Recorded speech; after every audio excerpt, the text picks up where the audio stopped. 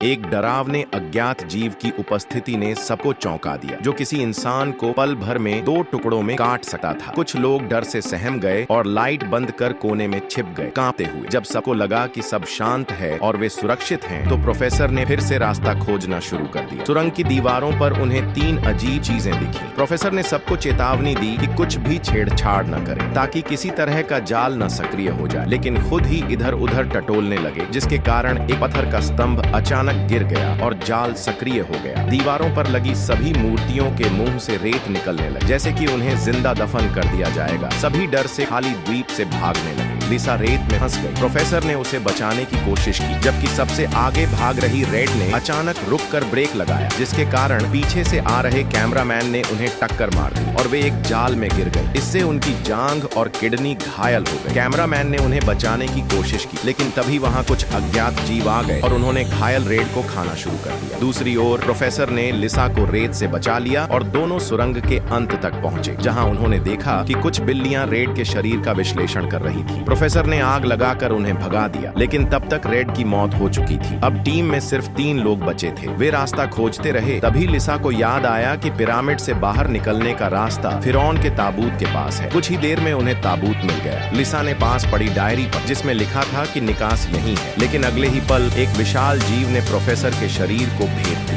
लिसा भागने लगी, लेकिन जब वे मृतकों के द्वार तक पहुंचे तो वह नहीं रहा था। लिसा ने सोचा कि जीव उनका पीछा नहीं कर रहा है, तो वह वापस फिरौन के कक्ष में गई, जहां उसने एक कुत्ते के सिर वाले जीव को प्रोफेसर का दिल खाते देखा। जीव ने आसपास की गतिविधि को महसूस किया। लिसा और कैमरामैन चुपचाप छिप गए। लिसा ने फिरौन के कक्ष में एक ऊपर जाने वाला रास्ता खोजा, लेकिन जैसे ही वह ऊपर चढ़ने लगी, जीव वापस आ गया। पहले कैमरामैन का शिकार हुआ और जब लिसा शीर्ष पर पहुंच तो जीव ने उसे पकड़ लिया।